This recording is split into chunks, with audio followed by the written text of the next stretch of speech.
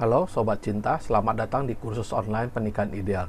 Pada video sesi ini kita akan belajar mengenai financial planner. Kita sudah mengetahui bahwa ada 3 faktor yang menyumbang perceraian, yaitu komunikasi, seks, dan keuangan. Dan di video kali ini kita akan belajar mengenai pengelolaan keuangan. Jadi ini merupakan video terakhir dalam kursus online pernikahan ideal. Semoga video ini bisa bermanfaat bagi Sobat Cinta. Nah, apa sih sebenarnya yang dimaksud dengan financial planning ya, atau perencanaan keuangan ya? Banyak sekali di dalam konseling pernikahan saya menjumpai pasangan tidak mempunyai laporan keuangan untuk keluarga.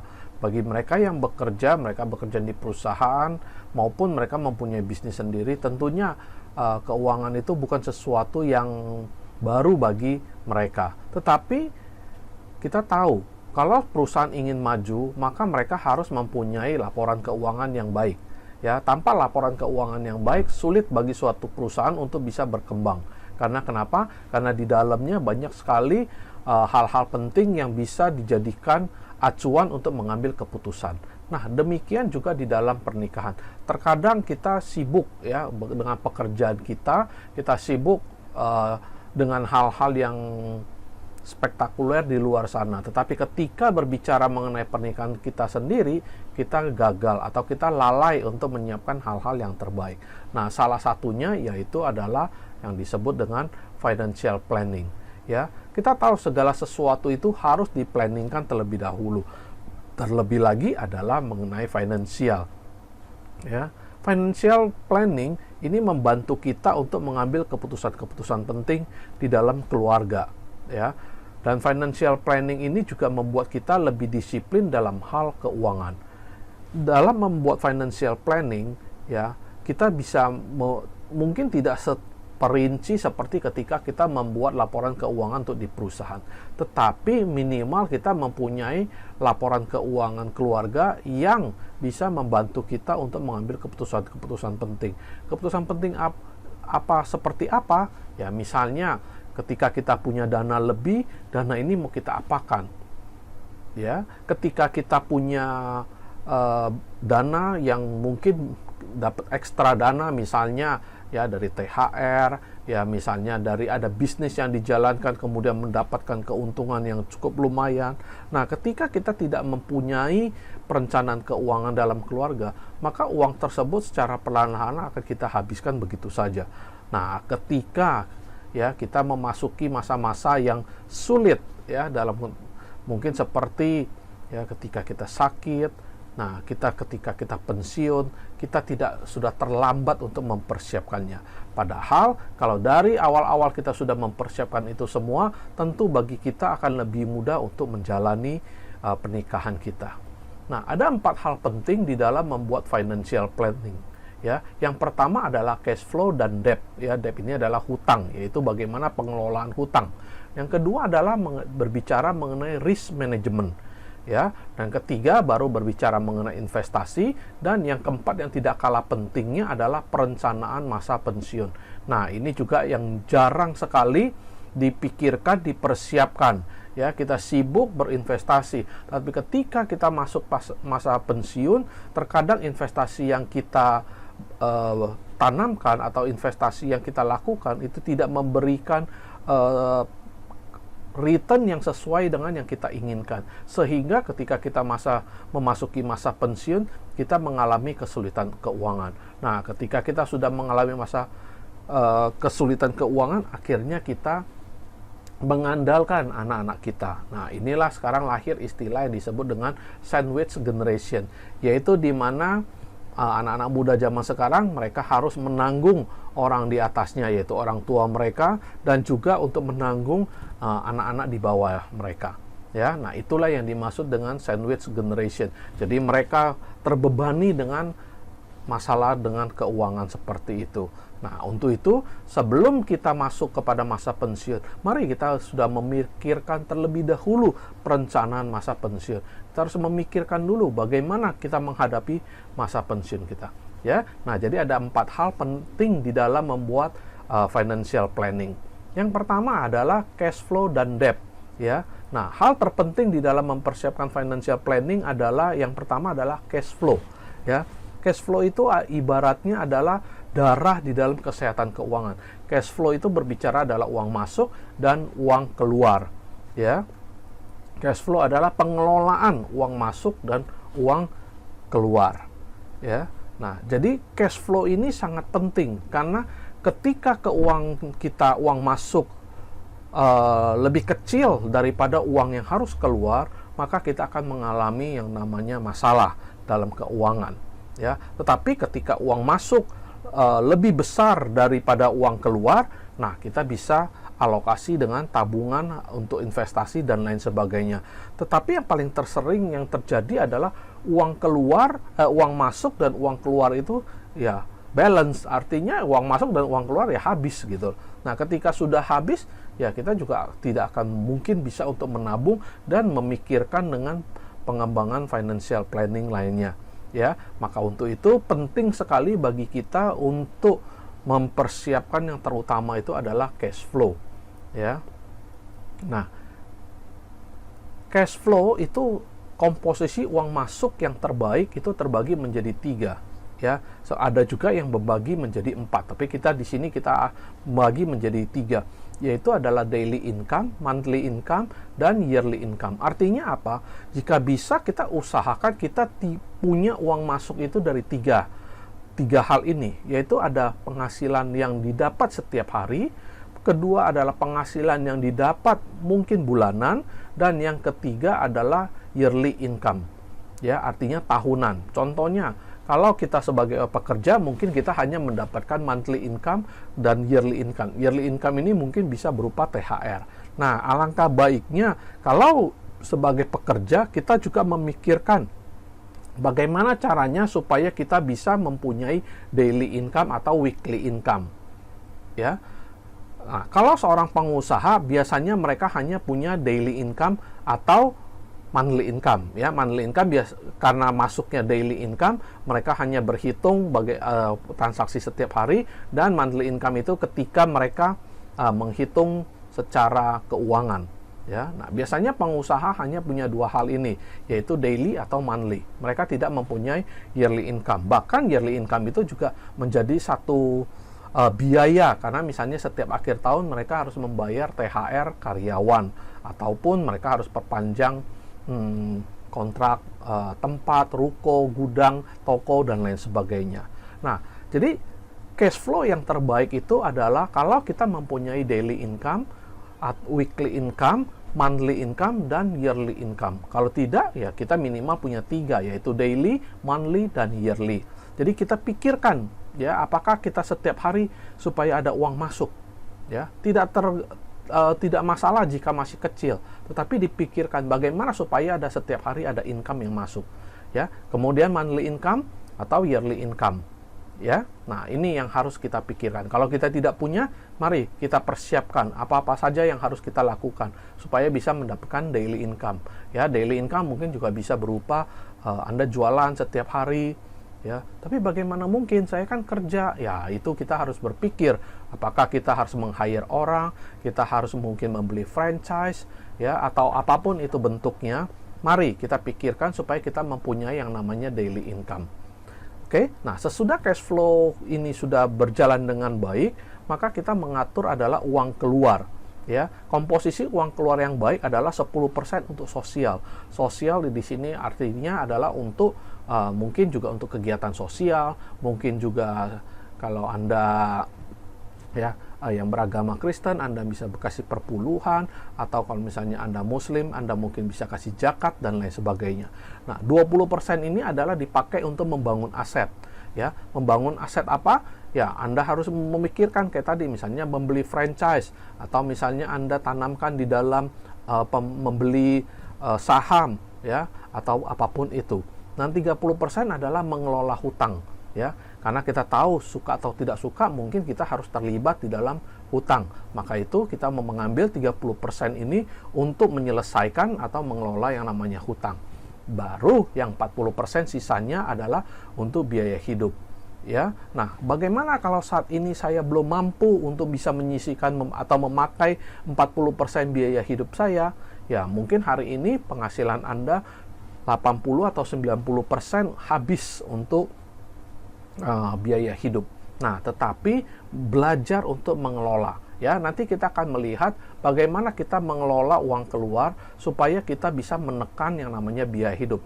Karena kalau kita tidak mempunyai 20%, kita tidak bisa mampu menyisihkan untuk membangun aset, maka sulit bagi kita untuk bisa lepas dari financial freedom. Ya, nah untuk itu bagaimana? Yaitu yang pertama kita harus mengerti yang namanya neraca. Neraca atau dalam istilah akuntansi dikenal sebagai balance sheet, ya, adalah laporan keuangan yang menunjukkan posisi keuangan suatu entitas pada suatu titik dan waktu tertentu.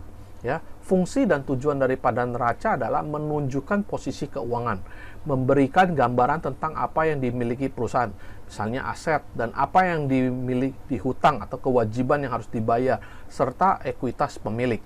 Yang kedua adalah menilai kesehatan keuangan, membantu pemangku kepentingan atau stakeholder seperti investor, kreditor, dan manajemen dalam menilai kesehatan keuangan perusahaan mereka. Misalnya ketika mereka mau, kalau di dalam keluarga, di dalam pernikahan, misalnya mereka ingin mengambil KPR, ya, membeli rumah, ya. Nah, KPR itu dianggap sebagai aset, ya, tetapi itu adalah bukan aset yang liquid, sehingga sulit, ya, ketika mereka dalam kebutuhan mendadak untuk menjual, atau KPR itu malah jadi beban dalam keuangan mereka karena mungkin terlalu besar yang harus disisihkan untuk membayar KPR. Nah, ini ketika kita mempunyai neraca yang baik, kita bisa melihat, ya, kita bisa mempertimbangkan apakah kesehatan keuangan keluarga kita ini mampu, ya, kita mengambil KPR itu. Nah, atau misalnya juga kredit motor, atau misalnya kredit mobil, atau misalnya juga hutang untuk pengembangan bisnis dan lain sebagainya. Ya, nah yang ketiga adalah mendukung pengambilan keputusan. Informasi yang disajikan dalam neraca digunakan untuk membuat keputusan bisnis yang lebih baik, seperti keputusan investasi, pembiayaan, dan operasional. Ya, kalau di dalam keluarga ini membantu sobat cinta, ya, untuk mengambil keputusan-keputusan di dalam menjalankan usaha atau menjalankan pernikahannya. Ya, keputusan-keputusan yang diambil, misalnya ingin berlibur, misalnya ingin memulai bisnis, ya, misalnya juga ingin renovasi rumah, ingin mengambil rumah, ingin mengambil mobil baru atau kendaraan baru, ya. Nah, ini di sini fungsi untuk pengambilan keputusannya. Karena kenapa? Karena ketika kita mengambil, misalnya kita kredit mobil, bukan yang dihitung hanya mobilnya saja yang bisa dibayar, tapi kan ada biaya-biaya lain sesudah memiliki mobil itu. Misalnya uang bensin, uang tol, ya, terus kemudian perbaikan, ganti oli, ya, terus kemudian misalnya pajak tahunan dan lain sebagainya. Ya, jadi ketika kita membeli suatu kendaraan kan tidak hanya dihitung berdasarkan kita mampu bayar angsurannya atau tidak, tetapi setelah kita mendapatkan kendaraan itu ada biaya-biaya yang lain yang harus kita perhatikan, ya, parkir dan lain sebagainya. Nah, kalau kita tidak punya laporan keuangan, kita berpikir kita bisa bayar, kemudian kita ambil, tetapi pada kenyataannya ketika kita pakai kendaraan itu, ada biaya ini, biaya itu, sehingga kita lebih pusing lagi di dalam pernikahan kita. Ya, seharusnya kita nggak usah pusing, tetapi karena sudah terlambat, sudah diambil, dan kita juga tidak memahami neraca keuangan, akhirnya membuat keuangan keluarga menjadi kacau, ya, sehingga makan harus diirit, ya, terus kemudian anak sekolah mungkin harus dikurangin jatah belajar, ngelesnya dan lain sebagainya, ya, ataupun yang lain-lain, atau untuk kesehatan dan lain sebagainya. Akhirnya ketika kita mengambil satu keputusan yang salah, ini berdampak dalam jangka waktu yang cukup panjang, ya. Nah, berikutnya adalah risk management, ya. Risk management sendiri adalah bagaimana kita menghadapi resiko-resiko kehidupan, ya. Ada dua hal dalam risk management. Yang pertama adalah low impact, ya, artinya memberikan dampak yang tidak terlalu besar, ya. Misalnya, ya, pandemi kemarin, ya, corona, kita menghadapi, ya, walaupun kita tidak punya penghasilan, tetapi minimal kita masih bisa hidup, ya, kita masih bisa bekerja, tapi itu low impact, ya, tidak terlalu signifikan, ya, kayak seperti misalnya PHK, usaha bangkrut dan lain-lainnya. Nah, untuk menghadapi itu semua, ya, resiko kehidupan ini, maka kita minimal harus punya dana darurat minimal 12 sampai 24 bulan biaya hidup. Ya, misalnya kalau sebulan Anda punya biaya hidup Anda 10 juta, maka minimal Anda harus punya uang cadangan sebanyak 12 sampai 24 bulan biaya hidup. Ya, kalau 10 juta kali 12 ya 120 juta sampai 240 juta. Ya, ini adalah uang liquid yang artinya suatu saat bisa Anda pakai, bisa Anda ambil. Tetapi ini harus disimpan, artinya tidak dipakai, ya, harus benar-benar dana darurat, ya, ketika kita menghadapi masalah-masalah seperti pandemi kemarin, ya, misalnya kita mengalami PHK dari perusahaan atau usaha bangkrut, kita masih punya dana darurat ini untuk biaya hidup ke depannya, sehingga kita bisa tenang, kita bisa menghadapi masalah ke depan, kita bisa fokus untuk apakah memulai bisnis, apakah untuk mencari pekerjaan baru, jadi kita tidak stres. Ya, jadi miliki dana darurat 12 sampai 24 bulan. Ya, ini tergantung kepada kebijaksanaan Anda. Kalau Anda mau cukup 12, ya silakan. Ya, 24 lebih baik lagi. Kenapa 24? Karena kita belajar dari pandemi kemarin hingga sampai 2 tahun, ya. Bagi sebagian orang ini benar-benar membuat mereka bangkrut, ya. Nah, itu yang pertama adalah low impact, ya. Artinya, ya, walaupun memberikan resiko, tetapi resikonya masih bisa ditanggulangi karena kita masih survive, kita masih bisa bekerja, kita masih bisa melakukan aktivitas, kita masih bisa mencari uang. Nah, yang kedua ini adalah high impact. Ya, high impact misalnya adalah ketika kita mengalami sakit penyakit berat. Ya, misalnya kita mengalami satu penyakit yang, ya, sehingga membuat kita tidak bisa bekerja, ya, atau mengalami kecelakaan, atau misalnya bencana alam, atau force major, ya, force major bisa macam-macam, ya, salah satunya di dalamnya adalah bencana alam, ya, dan lain sebagainya. Yang terakhir adalah meninggal dunia, ya. Mungkin bagi yang meninggal itu tidak menjadi masalah, tetapi kalau yang meninggal dunia ini adalah pencari nafkah, maka akan menjadikan impact bagi keluarganya. Karena misalnya istrinya tidak bekerja, selama ini hanya suaminya. Ketika sang pencari nafkah ini meninggal, ya, bagaimana kehidupan daripada anak dan istri dan anaknya? Ya, mereka tidak terbiasa bekerja, ya mereka harus, ya, akhirnya apa aset-aset yang ada ya dijual satu persatu. Nah, akhirnya ini membuat mereka juga mengalami masalah bangkrut. Jadi untuk menghadapi high impact ini, ya kita perlu, ya, manajemen risiko, yaitu kita serahkan untuk misalnya kita mengambil asuransi. Ya, banyak asuransi ketika penyakit berat, ya, mereka bisa menanggung sakit penyakit. Atau kalau misalnya kecelakaan, ada cacat tubuh, masih ada sekian dana yang diberikan. Atau kalau misalnya mereka meninggal, atau misalnya kebakaran, ya, misalnya rumah yang sudah diasuransikan kebakaran, maka mereka mendapatkan imbal hasil daripada asuransinya. Ya. Tetapi untuk high impact ini kita perlu yang namanya asuransi. Tetapi ingat, asuransi ini bukan berarti satu asuransi bisa mengcover seluruhnya. Ya, cari asuransi yang penting untuk Anda, yang Anda rasa perlu. Ya, misalnya rumah, Anda sudah punya aset, ya, alangkah baiknya jika ada asuransi kebakaran atau asuransi rumah. Kalau Anda belum mempunyai asuransi kesehatan, ya minimal Anda beli, ya. Kalau Anda masih belum punya uang lebih, ya Anda bisa mengambil BPJS. Tapi kalau sudah punya uang lebih, ya mungkin Anda bisa tingkatkan, karena BPJS juga hanya mengcover penyakit-penyakit yang tidak secara keseluruhan ditanggung, ya, dan juga BPJS juga punya limit-limit, ya. Nah, sesuaikan dengan kemampuan Anda. Tetapi Anda harus pikirkan, asuransi bukan hanya ketika untuk Anda meninggal dunia, tetapi asuransi dipakai adalah untuk sebagai risk management keuangan bagi keluarga yang Anda tinggalkan. Ya, ini yang harus diingat. Nah, sesudah risk management, baru sisa uang itu adalah dipakai untuk investasi. Nah, investasi tadi ada yang disebut dengan investasi tradisional. Misalnya adalah dengan beli properti atau membeli tanah. Tapi harus ingat, ini adalah investasi jangka panjang. Kenapa? Ya, karena investasi Anda main di properti, Anda membeli rumah, ini kan nilainya cukup tinggi. Mungkin Anda harus dengan cicil, Anda harus dengan kredit dan lain sebagainya.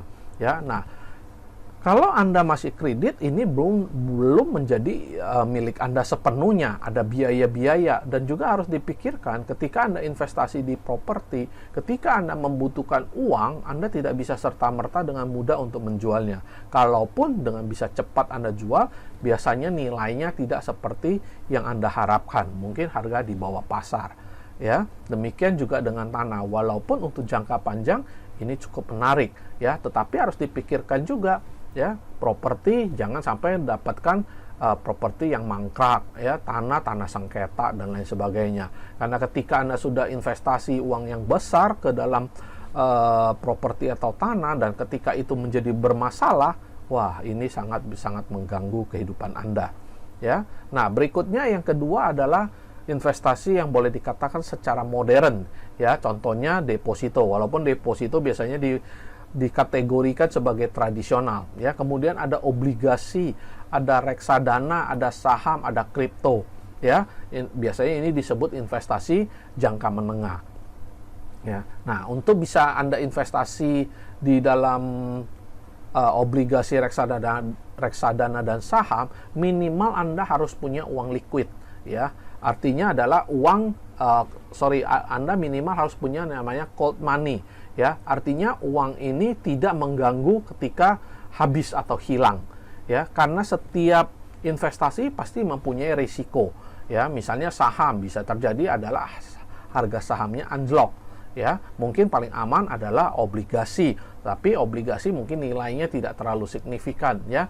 Nah, tetapi sebelum Anda berinvestasi, Anda harus pelajari dulu instrumen-instrumen investasi tersebut, sehingga ketika Anda sudah menanamkan uang, Anda tidak salah, ya. Uang yang sudah Anda kumpulkan ini, ya, akhirnya mengganggu cash flow Anda, ya. Nah, kalau untuk dana darurat tadi yang di nomor 2, ya, di dalam risk management, ya, secara liquid mungkin Anda bisa investasi di deposito atau bisa juga Anda investasi dalam bentuk emas, ya, karena itu setiap saat bisa Anda jual walaupun ada potongan, tetapi biasanya potongannya tidak terlalu besar, ya, dan gitu bisa dihitung besaran loss-nya, ya. Demikian juga dengan deposito, ya, itu bisa Anda pakai, Anda simpan sebagai dana darurat Anda. Oke.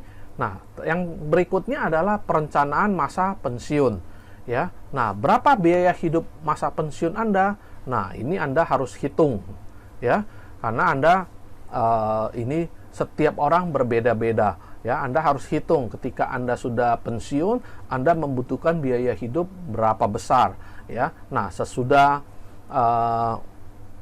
biaya harian Anda berapa, Anda mungkin harus punya tabungan sekian yang mungkin Anda depositokan dan Anda dapatkan uangnya sekian, atau Anda mempunyai sejumlah uang yang sedikit demi sedikit Anda ambil, ya. Ini semua tergantung lagi kepada resiko daripada keuangan Anda atau juga kemampuan daripada keuangan Anda. Tapi kembali lagi semuanya Anda harus hitung kembali, ya. Oke, sobat cinta, demikian video kita kali ini, ya. Sampai jumpa, karena ini merupakan video yang terakhir. Sekali lagi saya ingatkan kepada sobat cinta, jangan lupa untuk kunjungi website kami di pernikahanideal.com atau juga di sosial media kami di Instagram dan di Facebook Pernikahan Ideal. Dan jangan lupa juga untuk join di Telegram Group, yaitu Pernikahan Ideal. Di sana sobat cinta boleh bertanya apa saja, ya, mengenai apapun materi-materi dalam video ini, ya, ataupun masalah-masalah yang sobat cinta hadapi dalam pernikahan. Oke, sampai jumpa di lain kesempatan.